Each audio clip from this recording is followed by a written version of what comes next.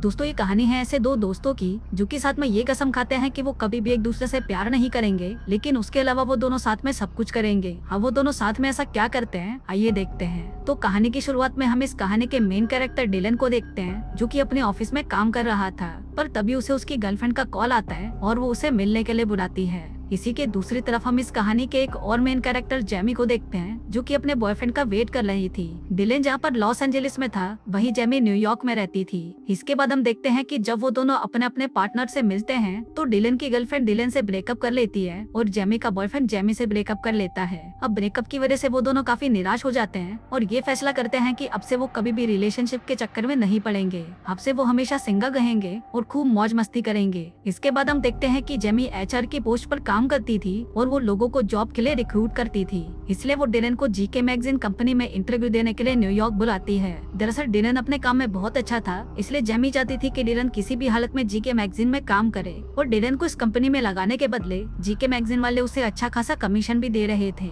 अब जेमी के बुलाने पर डिलन न्यूयॉर्क में आ जाता है। आगे जेमी डिलन को पिकअप करने के लिए एयरपोर्ट आती है। फिर जब वो टैक्सी में बैठकर वापस जा रहे होते हैं, तब डिलन जेमी से कहता है कि मुझे नहीं लगता कि मैं इस कंपनी में काम करने के काबिल हूँ। इस पर जेमी उसे कहती है कि तुम अपने काम में बहुत अच्छे हो और तुम इस इंटरव्यू को भी आसानी से पास कर लोगे। अब जेमी के इतने समझाने पर डिलन इंटरव्यू देने के लिए मान जाता है और इंटरव्यू देने के बाद उसकी उस कंपनी में जॉब भी लग जाती है। लेकिन जॉब मिलने के बाद भी डिलन को कुछ अच्छा नहीं लग रहा था और वो जेमी से कहता है कि एक जॉब की वजह से वो अपनी लाइफ को बदल नहीं सकता।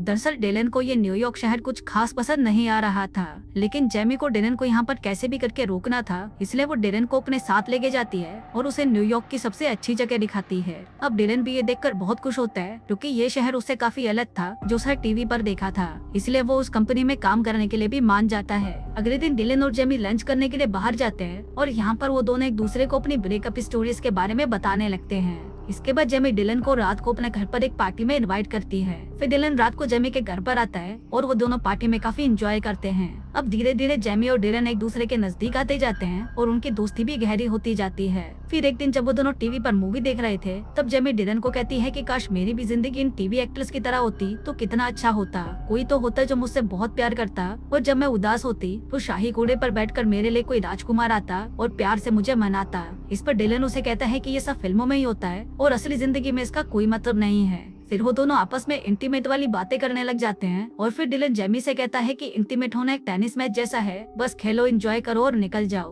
तभी डिलन के दिमाग में एक आइडिया आता है और वो जेमी को अपने साथ एक टेनिस मैच खेलने को कहता है। इस पर जेमी उसे कहती है कि वो उसे इस नजर से नहीं देखती। तभी डिलन उसे कहता है कि मैं भी तो तुमको उस नजर से नहीं देखता, हम तो बस अपनी मौज मस्ती करेंगे और हम दोनों के बीच में किसी तरह का इमोशनल ड्रामा भी नहीं होगा। अभी आइडिया जेमी को भी पसंद आता है, जिसके बाद वो दोनों बाइबल पर हाथ रखकर कसम खाते हैं कि वो सिर्फ दोस्त रहेंगे और कभी भी एक दूसरे से प्यार नहीं करेंगे। अब क्योंकि उन दोनों के बीच में सभी चीजें क्लियर हो गई थी, तो इसके बाद वो दोनों टेनिस मैच खेलना शुरू कर देते हैं। फिर हम देखते हैं कि काफी दिन गुजर जाते हैं और वो दोनों दिन रात सुबह शाम सिर्फ टेनिस मैच ही खेलते रहते हैं। वो दोनों इतना ज्यादा मैच खेलते हैं कि उन दोनों के बीच में बाकी चीजें ऑकवर्ड होने लगती है और कुछ दिनों तक वो दोनों एक दूसरे से बात भी नहीं करते। कुछ दिनों बाद वो दोनों एक पार्क में मिलते हैं, जहाँ पर जेमी डिलन को बताती है कि उसे ऐसा लगा था कि सिर्फ टेनिस मैच खेलने से उन दोनों की दोस्ती में कोई फर्क नहीं पड़ेगा, पर मुझे ऐसा लगता है कि फर्क पड़ रहा है, इसलिए अब हमें ये सब बंद कर देना चाहिए। पर अगले ही दिन वो दोनों अपने आप को रोक नहीं पाते और फिर से टेनिस मैच खेलना शुरू कर देते हैं। अब ऐसे ही कुछ दिन और निकल जाते हैं और ये दोनों दिन रात सिर्फ टेनिस मैच ही खेलते रहते हैं। फिर एक दिन मैच खेलने के बाद जेमी डिलन से कहती है कि मुझे ऐसा लगता है कि अब मुझे एक बॉयफ्रेंड बना लेना चाहिए और हमें अब ये मैच खेलना भी बंद कर देना होगा। इसके बाद वो दोनों घूमने के लिए एक पार्क में जाते हैं, जहाँ पर जेमी को एक लड़का पसंद भी आ जाता है। फिर वो उससे बात करने के लिए उसके पास जाती है और कुछ देर बात करने के बाद वो उससे उसका नंबर ले आती है। अब इन दोनों के बीच में डेटिंग होना शुरू हो जाती है और वो लड़का जेमी को बताता है कि वो एक डॉक्टर है और छोटे बच्चों का इलाज करता है। अब कुछ दिनों तक तो ये दोनों एक दूसरे को डेट करते हैं और फिर एक रात जेमी और ये डॉक्टर भी साथ में टेनिस मैच खेल लेते हैं। लेकिन फिर अगले दिन डॉक्टर बिना बताए जेमी को छोड़कर वहाँ से जा रहा होता है, पर जेमी उसे देख लेती है। फिर उसके पूछने पर वो डॉक्टर उसे बताता है कि वो उसके सपनों का राजकुमार नहीं बन सकता। अभी सुनकर जेमी को बहुत गुस्सा आता है और वो उसे गालियां देकर वहाँ से भगा देती है। इसके बाद जेमी डिलन के पास आती है और उसे उस डॉक्टर के बारे में बताती है। इस पर डिलन उसे कहता है कि वो डॉक्टर तो एक नंबर का खिलाड़ी निकला और तुम्हारा इस्तेमाल करके वहाँ से चला गया। इसके बाद डिलन जेमी को बताता है कि वो इस वीकेंड पर अपने घर लॉस एंजलिस जा रहा है और अगर जेमी चाहे तो वो भी उसके साथ चल सकती है। अब पहले तो जेमी उसे मना कर देती है, पर डिलन के फोर्स करने पर वो मान जाती है। इसके बाद वो दोनों डिलन के घर लॉस एंजलिस आ जाते हैं, जहाँ पहुँचने पर डिलन के डैड और उसके सिस्टर डिलन और जेमी को साथ में देखकर बहुत खुश होते हैं। यहाँ पर हमें ये भी पता चलता है कि डिलन के डैड को अल्जाइमर नाम की एक बीमारी है, जिस वजह से वो चीजों को बार बार भूल जाते हैं। इसके बाद हम देखते हैं कि जेमी और डिलन की सिस्टर आपस में बातें कर रही होती हैं, जहाँ पर वो जेमी को डिलन की बचपन की फोटोज दिखाती है। अब रात को डिलन के अंदर ठरक जागने लगती है और वो चुपके से जेमी के कमरे में टेनिस मैच खेलने आता है। इस पर जेमी उसे कहती है कि हमने पहले ही डिसाइड कर लिया था कि हम फिर कभी भी टेनिस मैच नहीं खेलेंगे, पर फिर भी डिलन उसे मैच खेलने के लिए मनाने की कोशिश करता है और फिर कुछ देर तक बातें करने के बाद जेमी भी मैच खेलने के लिए मान जाती है, जिसके बाद वो दोनों टेनिस का एक पूरा टूर्नामेंट खेलते हैं। अब अगली सुबह जब सभी साथ में ब्रेकफास्ट कर रहे होते हैं तो वहाँ पर हम देखते हैं कि जेमी का बिहेवियर थोड़ा बदला हुआ लग रहा था। वो डिलन को पसंद करने लगी थी और उसकी फैमिली भी उसे बहुत पसंद आई थी। फिर शाम को डिलन और उसकी बहन आपस में बातें कर रहे होते हैं। आगे जब डिलन की बहन उससे पूछती है कि अब हम जेमी से कब मिल पाएंगे, तो डिलन उसे कहता है कि मुझे नहीं पता। इस पर उसकी बहन उससे पूछती है कि क्या तुम्हारे और तुम्हारी गर्लफ्रेंड के बीच में झगड़ा हुआ है। डिलन उसे कहता है कि जेमी मेरी कोई गर्लफ्रेंड नहीं है और हम दोनों सिर्फ दोस्त हैं। डिलन उसे ये भी बताता है कि मैं जेमी को कभी भी अपनी गर्लफ्रेंड नहीं बना सकता, क्योंकि वो बहुत ज्यादा इमोशनल है और उसका दिमाग भी खराब है। अब उनकी बातें यहाँ पर जेमी भी छुपकर सुन रही होती है। जिसके बाद रात को जब सभी डिनर कर रहे थे तभी जेमी वहाँ पर आती है और उनको कहती है कि मुझे किसी काम की वजह से वापस न्यूयॉर्क जाना पड़ेगा।